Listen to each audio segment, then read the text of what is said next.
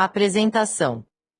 Meu primeiro contato com este livro se deu há mais de 5 anos, quando me veio às mãos na língua original. Lembro-me bem da oração que fiz naquela ocasião, pedindo a Deus que o tornasse disponível em nossa língua. Interessou-me pelo tema do livro desde 1980, quando tive minha primeira experiência com manifestação de demônios. Não me saí muito bem. Foi um encontro difícil, frustrante. Meu pai, que também é pastor, experiente, me advertiu: filho, parte de nossa vitória consiste em não ignorarmos os ardes do inimigo. Após essa experiência dolorosa, comecei a ler, pesquisar e estudar tudo que encontrava sobre o assunto, mas naquela época não havia muita coisa de peso sobre o Ministério de Libertação. Vendo do meu interesse, meu pai encaminhou-me à casa de um amigo seu, o Pr. Almir Guimarães, da Rocinha, Rio de Janeiro. Dele recebi orientação preciosa e de grande utilidade prática. Aprofundei-me no assunto e ainda hoje leio o que de melhor surge nas livrarias evangélicas sobre anjos, libertação, satanismo, etc. A doutora Rebecca Brown foi muito abençoada com a inspiração espiritual para este livro.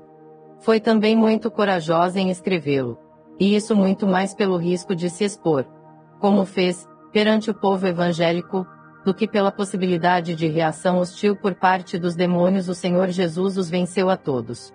Sei muito bem o quanto custa tomar uma posição dessa natureza e por isso entendo que a coragem desse ato confere a este livro nova dimensão e valor. Ao contrário dos espíritas, nós, evangélicos, temos poucos registros de nossas experiências nessa área. É uma pena. A troca de informações é valiosíssima para o desenvolvimento de nossas habilidades espirituais, pois nossa vivência cristã pode ser muito enriquecida com as experiências de outros irmãos. Fui tremendamente abençoado com a leitura deste livro. De tanto falar dele para tanta gente, acabei me envolvendo com o preparo desta edição. Por isso mesmo, é com enorme satisfação que o recomendo. Primeiro aos pastores, meus colegas de ministério, e aos seminaristas, futuros obreiros que deverão se apresentar preparados. Também recomendo sua leitura aos guerreiros e guerreiras que creem na vida abundante, na vida plena de vitória sobre o maligno. Vale a pena. Que Deus abençoe a cada um de vocês. Pr. Ciro Otávio. Igreja Batista da Floresta, Belo Horizonte. Atenção! Satanás não quer que você leia este livro, o que o torna um dos livros mais difíceis que você já tentou ler. Pai Celestial, peço-te que protejas o nosso leitor, dando-lhe entendimento exato de tudo que nos direcionastes a dizer.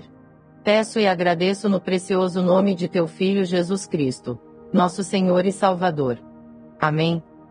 O propósito deste material é mostrar como Satanás e seus demônios atuam no mundo, e como você poderá, de modo eficaz, lutar contra eles, libertando-se da escravidão.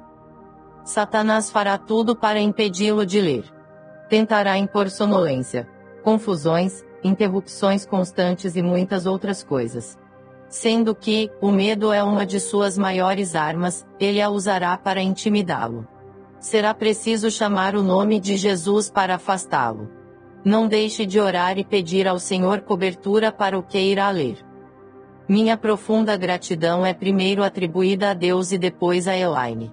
Não seria possível escrever este livro sem as informações cedidas por ela e sem a força, orientação e estímulo vindos do Senhor.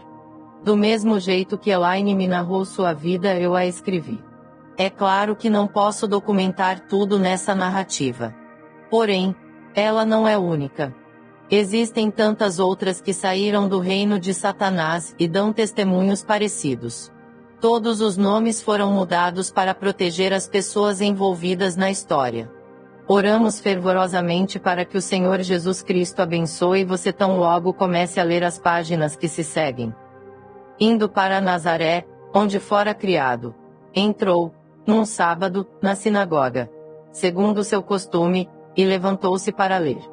Então, lhe deram o livro do profeta Isaías, e, abrindo o livro, achou o lugar onde estava escrito: O Espírito do Senhor está sobre mim, pelo que me ungiu para evangelizar os pobres, enviou-me para proclamar libertação aos cativos e restauração da vista aos cegos, para pôr em liberdade os oprimidos, e apregoar o ano aceitável do Senhor. Tendo fechado o livro, devolveu-o ao assistente e sentou-se, e todos na sinagoga tinham os olhos fitos nele.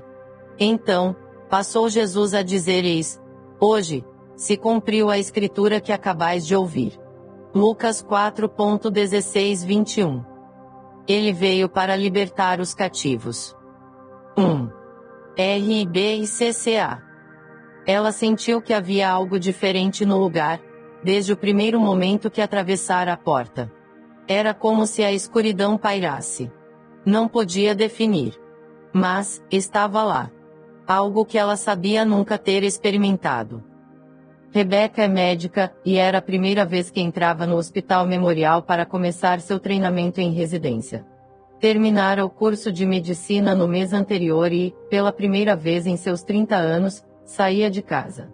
Não tinha ideia de que as tragédias que aconteceriam naquele hospital transformariam para sempre ela e o curso da sua vida. A escuridão sinistra que sentira no espírito parecia espreitá-la. E, de repente, a envolveria numa série de acontecimentos que testariam no limite máximo o compromisso dela com o Senhor e Salvador Jesus Cristo. O primeiro teste viria logo. Rebeca já trabalhava há cerca de 2 meses no hospital. Numa noite enquanto trabalhava na sala de emergência SE, lá pelas 2 da madrugada, trouxeram um homem aparentando ter 30 anos. Quando viu o corpo dele todo machucado e estraçalhado, Rebeca recuou de pavor. Antes de ser médica, ela já havia trabalhado como enfermeira em hospitais da cidade. Contudo, nem as experiências de 6 anos nas S faziam-na lembrar de ter visto algo semelhante. Mesmo na correria com os colegas de trabalho para salvar a vida do jovem pastor, ela não conseguia parar de pensar: como isto pode acontecer?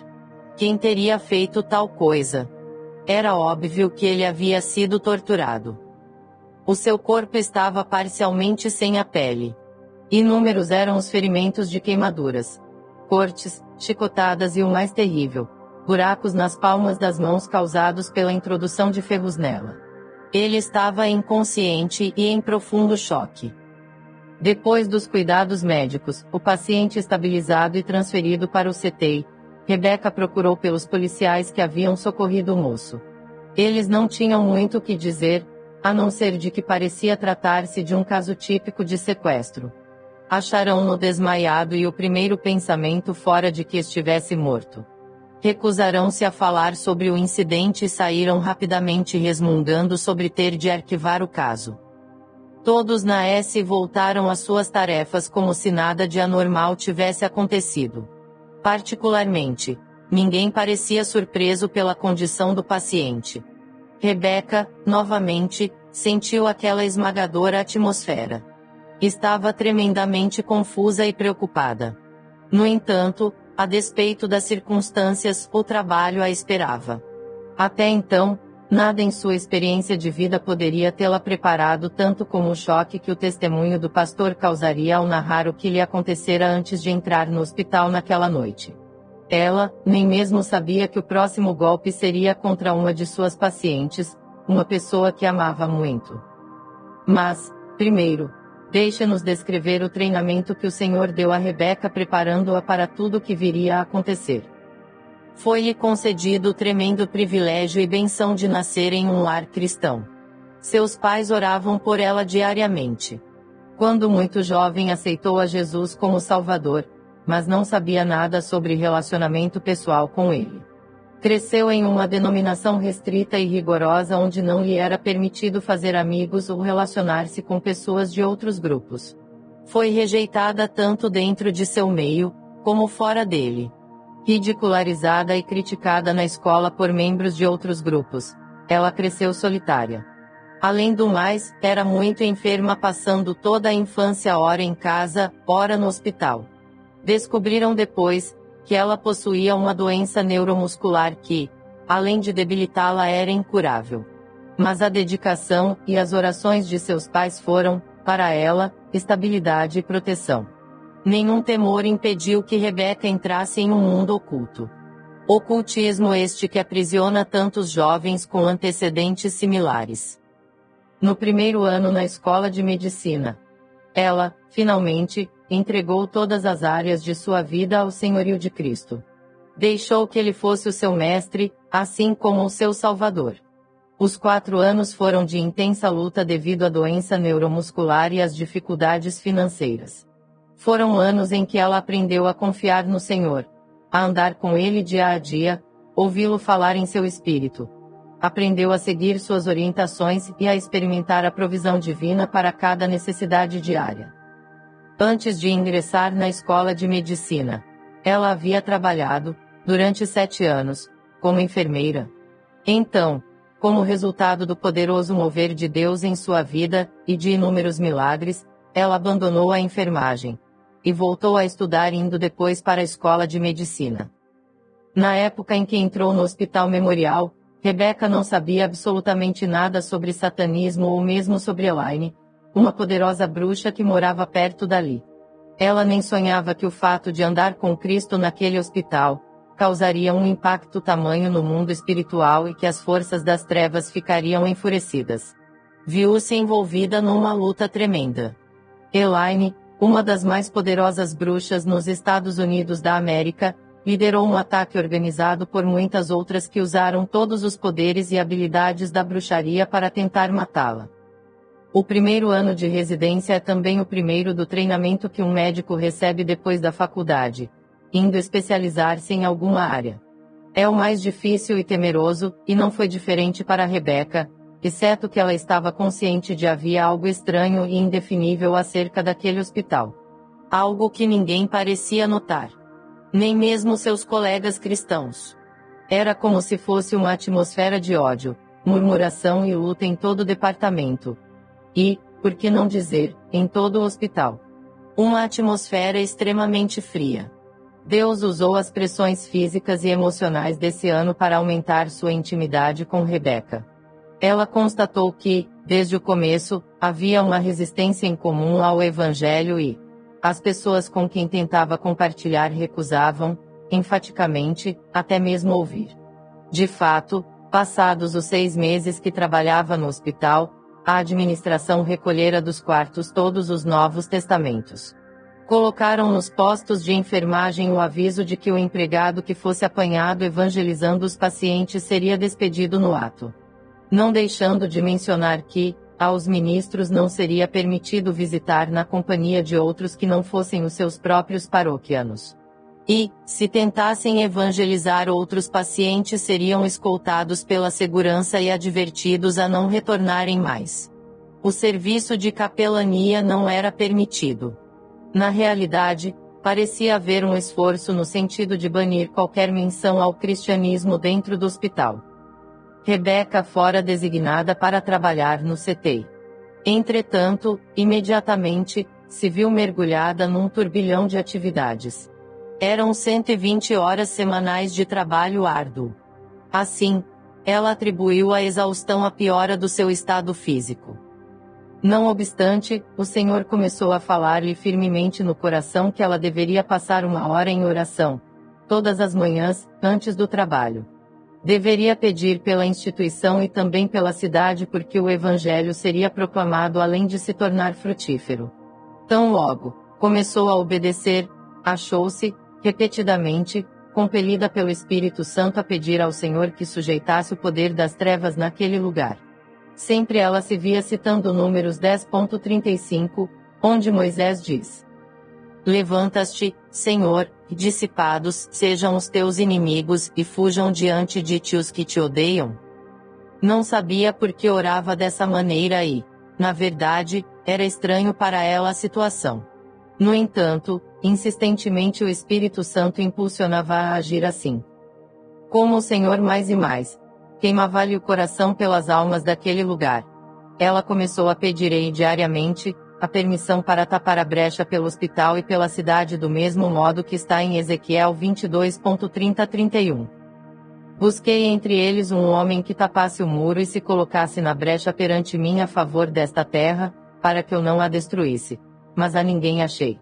Por isso eu derramei sobre eles a minha indignação, Com o fogo do meu furor os consumi. Fiz cair sobre a cabeça o castigo do seu procedimento, diz o Senhor Deus. Em particular, ela nem mesmo sabia o significado de estar na brecha, contudo, pedia ao Senhor que a usasse da maneira que ele quisesse.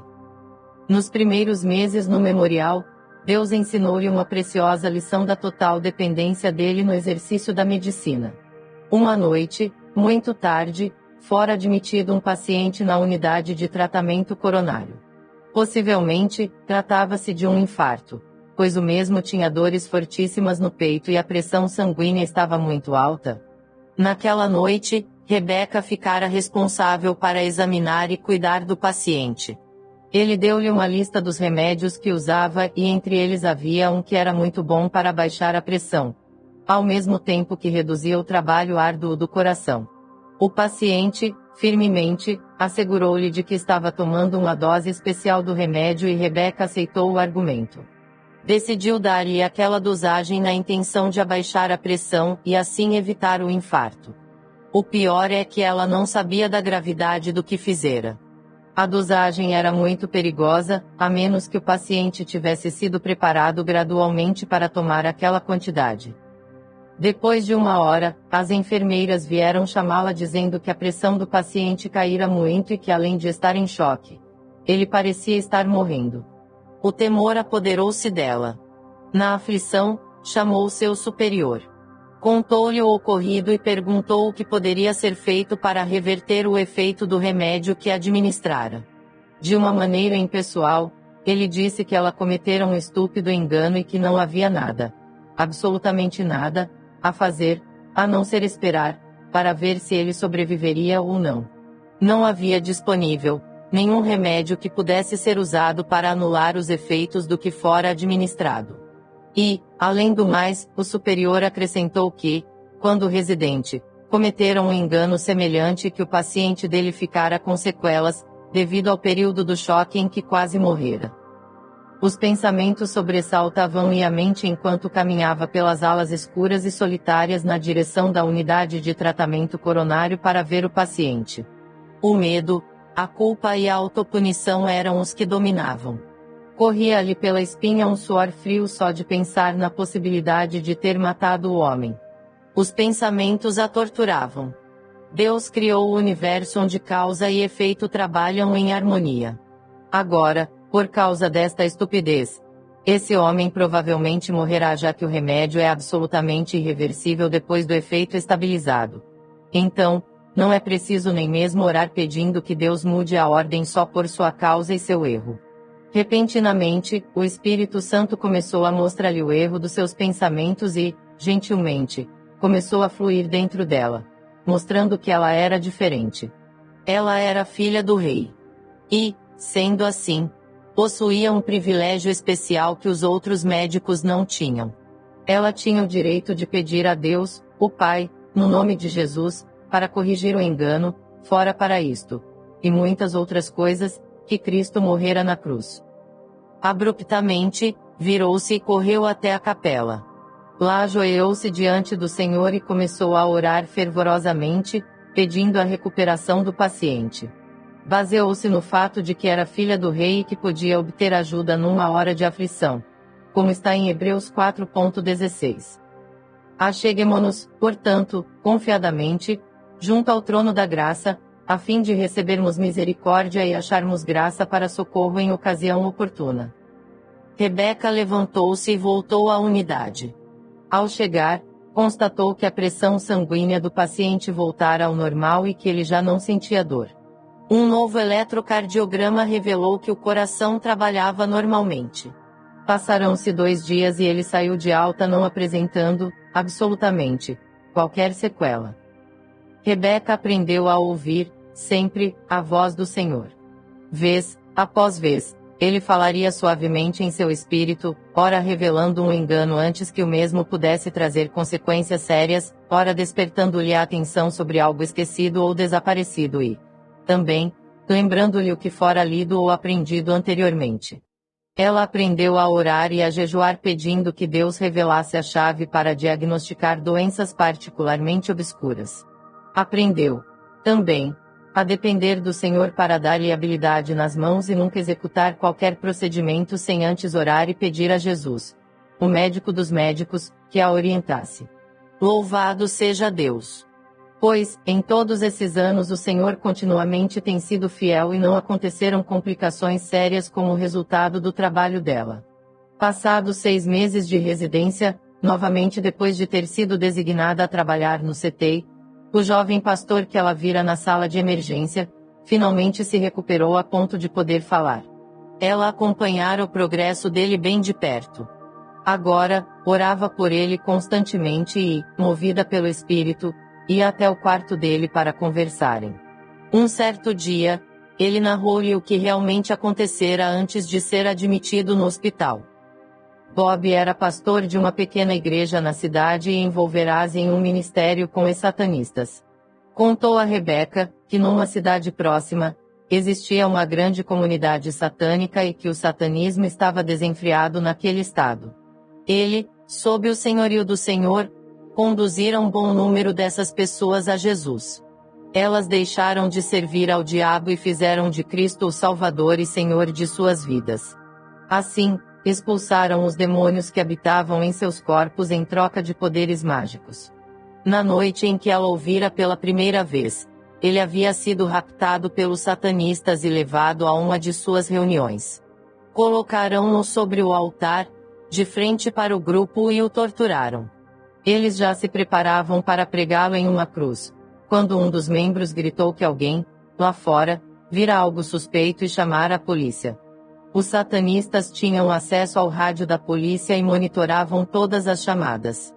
Bob desmaiara enquanto estava sendo crucificado e esteve inconsciente até acordar na cama do hospital.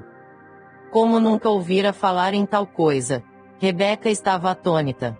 Seria essa a explicação para a sensação que tivera no hospital.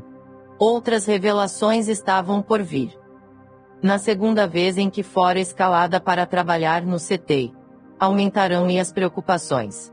Nas noites em que estava de plantão, ficava responsável por todos os pacientes em estado grave. Como orava intensamente por eles, começou a notar que muitas mortes ocorriam sem qualquer explicação.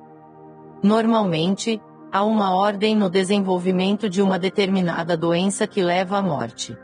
Vejamos um exemplo: se um paciente fica em choque e pressão baixa devido a alguma hemorragia, e se a mesma for estancada ou se o volume de sangue perdido for reposto através de transfusão, a pressão não deverá cair novamente, a não ser que haja outra hemorragia ou que esse mesmo paciente sofra de uma infecção generalizada.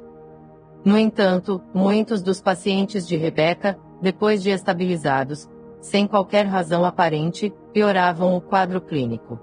Quando não era o coração que, de repente, parava de bater, era a pressão que descia a zero ou a respiração que cessava.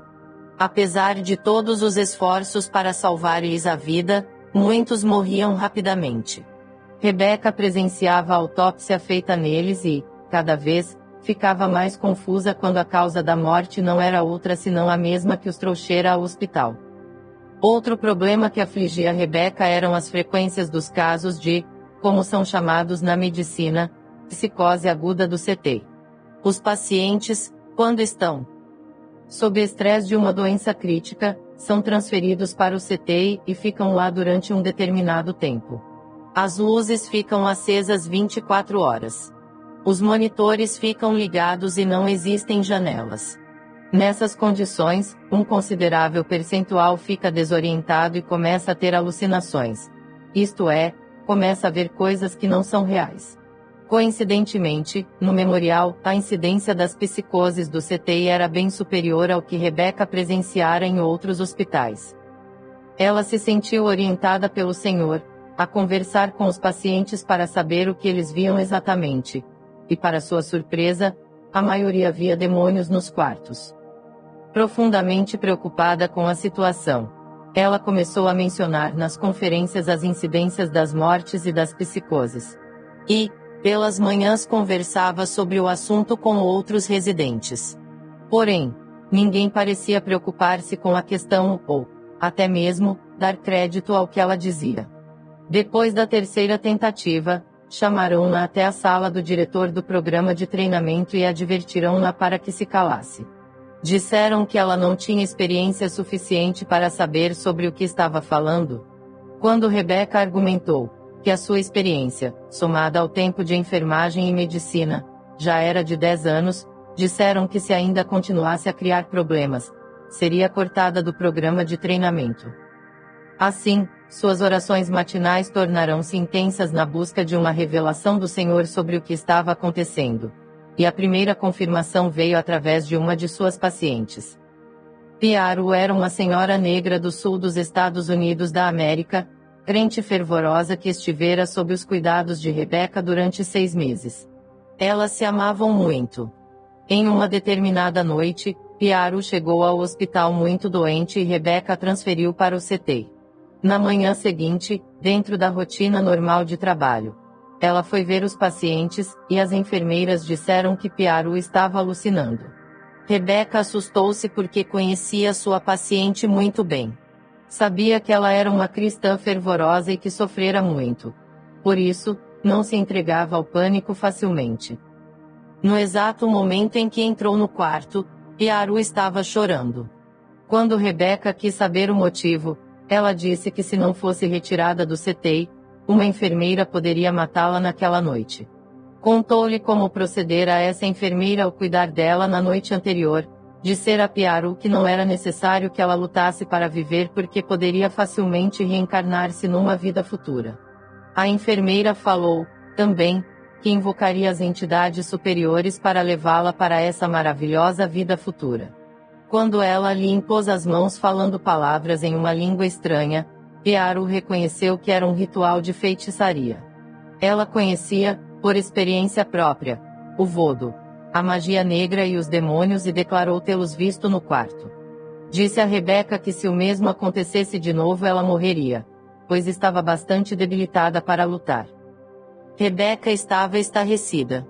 Ela conhecia Piaru o suficiente para saber que ela não estava mentindo e que também não estava louca. A enfermeira de quem Piaru falava era uma senhora idosa, agradável, atraente e extremamente habilidosa. Além de organizada e inteligente, ela procurava certificar-se do bem-estar dos pacientes. E o pior, era respeitada pelos médicos e pelas outras enfermeiras. No conceito de Rebecca ela era um tanto indiferente e carrancuda. Porém, esse conceito, Rebecca atribuía às pressões do trabalho que ela exercia. De qualquer maneira, ela não podia achar defeitos no trabalho da enfermeira? Não possuindo provas, era impossível conversar com quem quer que fosse, pois iriam falar que ela estava louca. Naquela época, ela pouco sabia sobre bruxas e quase nada sobre demônios. Então, só havia uma coisa a fazer: orar. Todo o tempo disponível, ela passava de joelhos na capela, em oração. Na realidade, a capela estava sempre vazia porque ninguém a usava. No final do dia, o Senhor confirmou em seu coração que Piaru estava falando a verdade.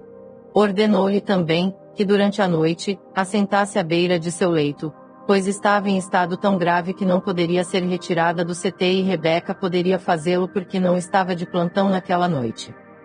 O que estava para acontecer naquela noite, mudaria para sempre a vida de Rebecca. Quando assentou-se ao lado da cama de Piaru, não esperando que, realmente, algo acontecesse, sentiu uma opressão demoníaca como nunca antes. Ellen, a enfermeira encarregada do CT, não entrou no quarto durante toda a madrugada. Rebecca sentia vir contra ela um incrível e invisível poder. Era como se uma mão gigantesca tentasse esmagá-la contra o chão e uma força invisível tentasse sugar toda a vida de seu corpo. Ela tentava entender a situação, cientificamente, repetindo para si mesma que tudo era fruto de sua imaginação. Contudo, isso não a ajudou. Sentia-se tão fraca que não conseguia nem mesmo permanecer assentada. Piaru sentia o mesmo. Assim, de mãos dadas e sem fazer barulho, elas oraram pedindo ao Senhor que as cobrissem com o precioso sangue de Jesus. Eles, pois, o venceram Satã por causa do sangue do Cordeiro e por causa do testemunho que deram. Apocalipse 12.11. Fora uma noite de uma luta espiritual tremenda. Mesmo assim, Piaro amanheceu segura e Rebeca retirou-a do CTI pela manhã. Outras revelações vieram logo após. Semanalmente, Rebeca lecionava um estudo bíblico para algumas das enfermeiras que ela mesma conduzira a Cristo. Uma delas, Jean, finalmente contou-lhe como se envolvera no satanismo antes de se converter. Ela disse que Ellen a treinara para que se tornasse uma médium, e estava para iniciar-se quando Rebeca entrou no hospital e começou a falar-lhe sobre Jesus, e como resultado, ela o convidou para ser seu Senhor e Salvador, recusando-se a manter qualquer relacionamento com Ellen e as outras bruxas. Mas, mesmo assim, ficou com medo delas. De acordo com Jean, Ellen considerava ser seu ministério escalar-se para cuidar dos pacientes mais graves no CT. Então, quando estava com eles, falava que não era necessário que lutassem para viver porque poderiam, facilmente, reencarnar-se numa vida futura sem dores e sofrimentos. Assim, com ou sem o consentimento deles, ela pousava as mãos sobre os mesmos e invocava as entidades superiores para virem e acompanhá-los até a outra vida.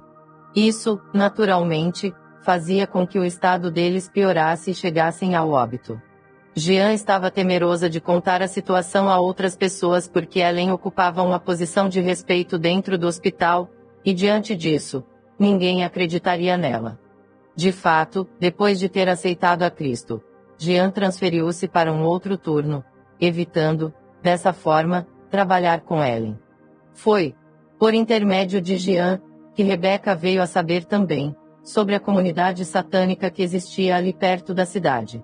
Além de ter uma das maiores distribuidoras de literatura do ocultismo, essa comunidade possuía também uma igreja. Toda a narrativa de Jean confirmava o que o pastor dissera a Rebeca, e, por isso, ela tinha medo de ter o mesmo destino dele. Na vizinhança, não havia ninguém que levasse a sério a comunidade. Sendo que isso era, precisamente, o que Satanás queria. Através de outras fontes, Rebeca soube do envolvimento de enfermeiras e médicos com o ocultismo, e viu a necessidade de aprender um pouco mais sobre a comunidade e sobre satanismo. Novamente, depois de levar o problema ao Senhor, obteve dele a confirmação. Começou, então, a estudar a Bíblia fervorosamente para aprender mais sobre Satanás e seus demônios. Descobriu que eles podiam habitar nas pessoas, e elas, por meio dos poderes satânicos, podiam fazer qualquer coisa? Foi então que Rebeca começou a guerrear ativamente contra Ellen e os outros satanistas do hospital.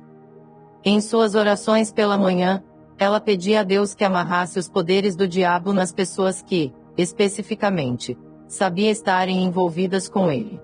Diariamente, à noite, antes de deixar o hospital, ela caminhava pelo CT e outras alas e, tranquilamente, mas de forma audível, usava de autoridade sobre cada espírito demoníaco onde os mesmos se encontravam ou onde poderiam estar durante o dia ou durante a noite. Amarrava-os com o poder do nome de Jesus Cristo e pedia ao Senhor que colocasse proteção especial sobre os pacientes resguardando-os das forças demoníacas. Nas muitas noites que estava de plantão, era chamada ao CTI ou a uma das alas para ver um paciente que estava sofrendo piora do quadro clínico. Como Deus lhe dera discernimento de que tais problemas eram resultado da interferência demoníaca. Ela aprendeu a valer-se de Lucas 10.19 e Marcos 16.17. Eis aí vos dei autoridade para pisar de serpentes e